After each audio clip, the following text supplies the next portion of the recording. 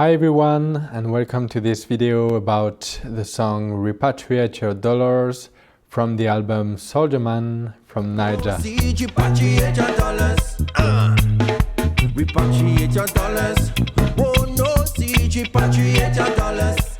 And in this video, I'm going to talk about the different bass lines that are played on the Sousaphone, and also about the creative process and how it was recorded. On your teeth of the nation, please bring back your dollar bills. It's now time for repatriation. You're under arrest for being a threat. Whoa, no. Dollars. So in this introduction, I was trying to respond to the lead vocal. I was trying to, go through the changes, but at the same time do something that is interesting. Harmony is A minor, E minor, and I didn't want to play just dumbly A and E and A and E, but something that changes and also that answers to the lead vocal. So this is what you see on the score now. I'm also playing this A pedal that is one octave below the A, and it was very fun to play this during the recording, and it's also the lowest note from the whole album, so that was fun.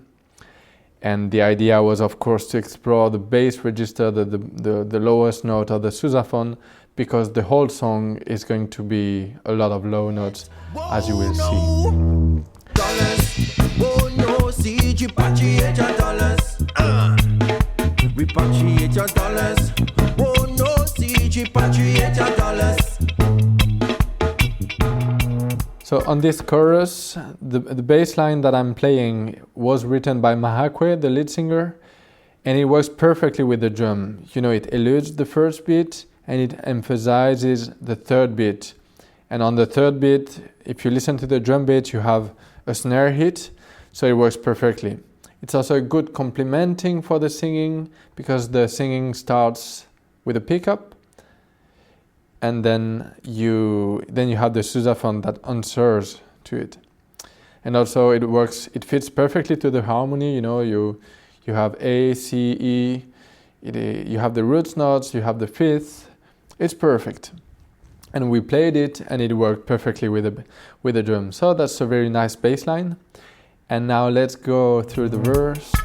No more houses in Pukuma.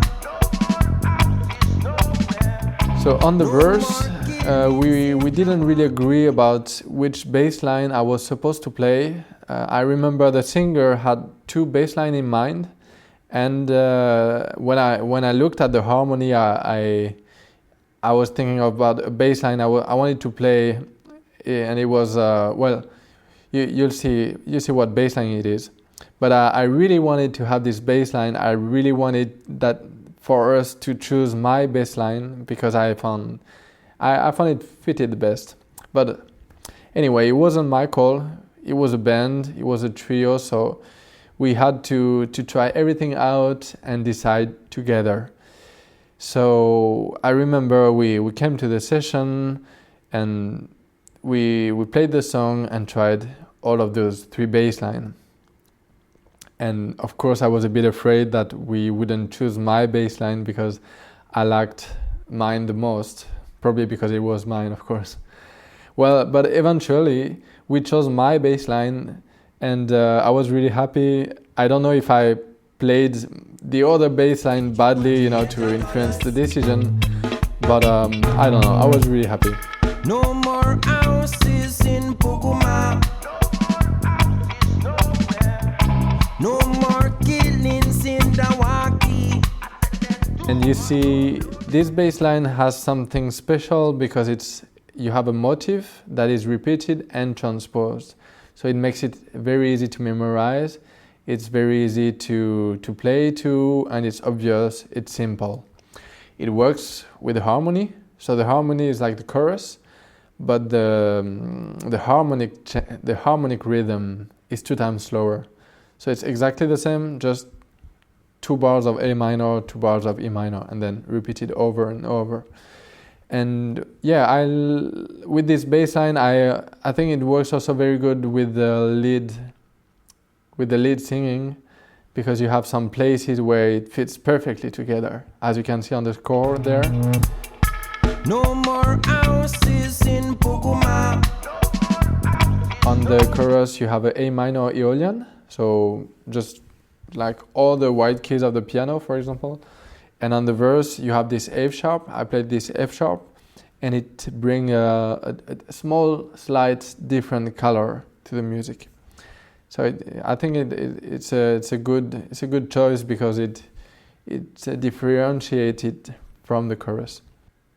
So of course I play it in the very low register. I play a lot of this deep E of the sousaphone, but I think it's really important. It's necessary to play this because the song needs it. It needs low notes. And I know some sousaphone players like to play in the middle high register, so that they can articulate better, they can play louder maybe, but I think it doesn't really make sense. I think as long as you have a microphone that can amplify, or if you're going to a studio session, you should play as many low notes as possible. And that's what I tried to do in this song. And yeah, this bass line is very simple, and I think it's a good contrast with the lyrics. The lyrics talk a lot about corruption, bribes, luxury, and the answer to this is a very simple thing. And the bass line is as simple as possible. It couldn't be more simple. So that's what it was about. It was about supporting the emotion, supporting the vibe, and also supporting the lead vocal, supporting the music also functionally, harmonically, and melodically. It's A minor is not a very easy key. I mean, A minor sounds very obvious and simple, but when you play sousaphone, it's not very easy, because you have all those E's and B's that are always a bit out of tune. And my sousaphone was quite out of tune when I recorded. I had to play all the high B's 1, 2, 3. I couldn't play them 1, 2 because it was way out of tune. So I played it 1, 2, 3, and you can hear it when I try to push a bit, to play a bit louder. Sometimes it slips to the D.